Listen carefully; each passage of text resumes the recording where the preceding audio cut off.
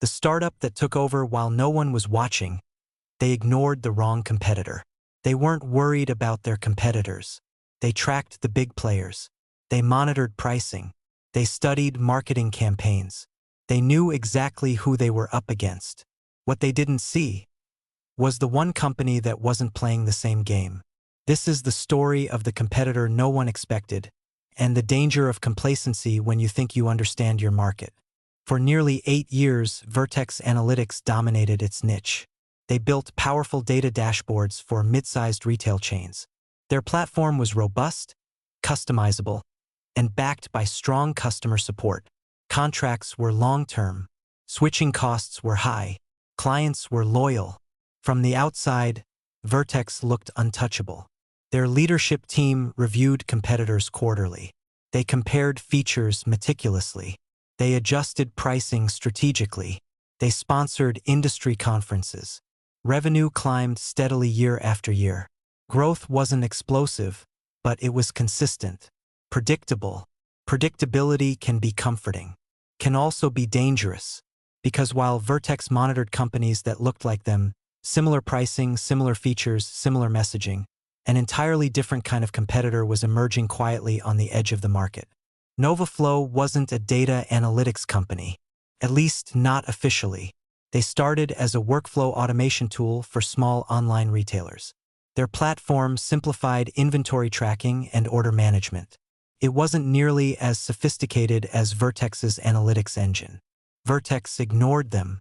Why wouldn't they? Different target audience, different positioning, different scale. But NovaFlow understood something Vertex had stopped questioning. Most retail managers didn't wake up thinking about data dashboards. They woke up thinking about daily operational headaches. NovaFlow focused relentlessly on simplicity. Their interface was intuitive. Setup required minimal training. Pricing was transparent and subscription-based. Instead of long contracts, they offered monthly flexibility.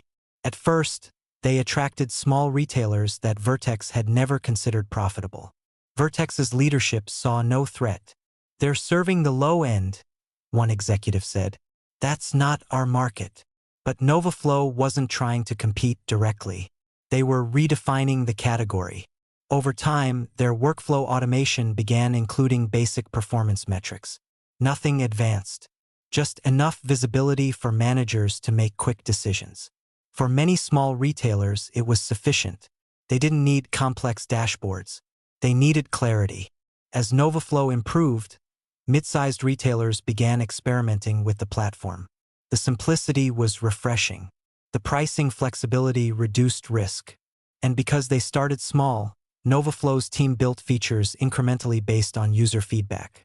Vertex noticed small churn increases but attributed them to economic cycles. They didn't connect it to NovaFlow's expansion. Here's the uncomfortable truth about complacency. It blinds you not to threats, but to changes in customer expectations. Vertex believed their competitive advantage was feature depth. They invested heavily in adding more advanced analytics, more customization, more reporting layers. Their product became increasingly powerful and increasingly complex. Meanwhile, NovaFlow doubled down on usability. Two different philosophies, two different futures.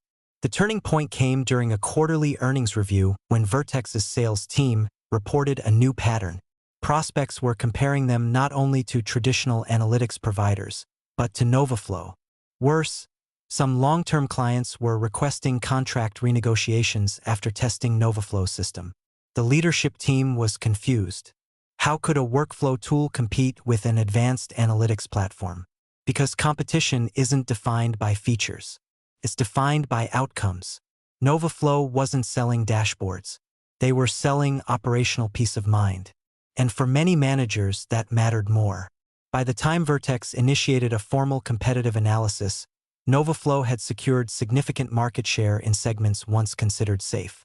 Their revenue was growing rapidly. Their brand perception centered around accessibility and agility. They weren't perceived as a cheap alternative. They were seen as modern. Vertex's response was reactive. They rushed to simplify parts of their interface. They introduced flexible pricing tiers. They accelerated product updates. But internal complexity slowed change. Years of layered features and legacy systems made rapid transformation difficult. The competitor no one expected had momentum, and momentum is hard to stop. Here's what Vertex realized too late. They had been competing against yesterday's rivals while tomorrow's competitor was redefining value. Complacency doesn't look like arrogance. It often looks like confidence. Vertex believed their position was secure because they measured success by historical standards. They compared themselves to companies built in the same era, solving the same problems with similar assumptions. But markets evolve in unexpected directions. Disruption rarely announces itself loudly. It often begins quietly, serving overlooked customers, refining simplicity, and building loyalty from the ground up. NovaFlow didn't attack Vertex head-on. They built around them. When Vertex finally restructured strategically, it wasn't about adding more features. It was about revisiting first principles. Why do customers use analytics tools in the first place? What problems are they trying to solve daily? Where is friction highest? They initiated customer listening sessions. They simplified onboarding. They reduced unnecessary reporting layers. They repositioned certain offerings toward usability rather than depth. The transition was challenging, but necessary. Revenue dipped temporarily during the restructuring phase. But over time, Vertex stabilized. They regained some market share, not by replicating NovaFlow entirely, but by integrating lessons from the shift. The experience left a lasting imprint on their culture.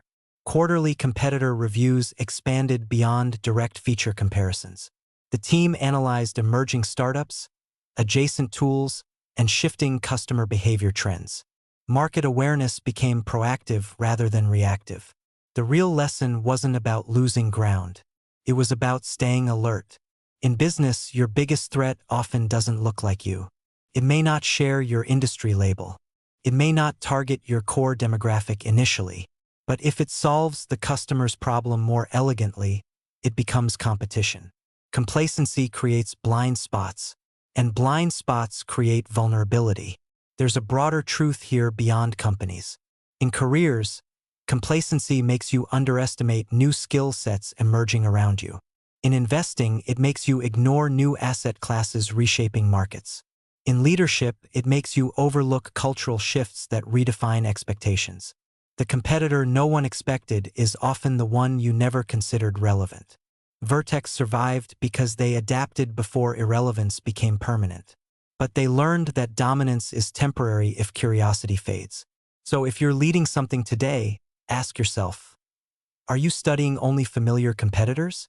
Or are you scanning for emerging patterns? Are you improving based on past success? Or preparing for future disruption? Markets reward vigilance. And the most dangerous assumption you can make is believing you've already seen every threat. If this story resonated with you, remember that sustained success requires humility. Stay aware, stay curious, and never assume the landscape will remain static. If you found value in this episode of Wealth Narrative, make sure to like the video and subscribe to the channel. We explore the strategic lessons behind real-world business dynamics, and sometimes the greatest risks are the ones hiding in plain sight.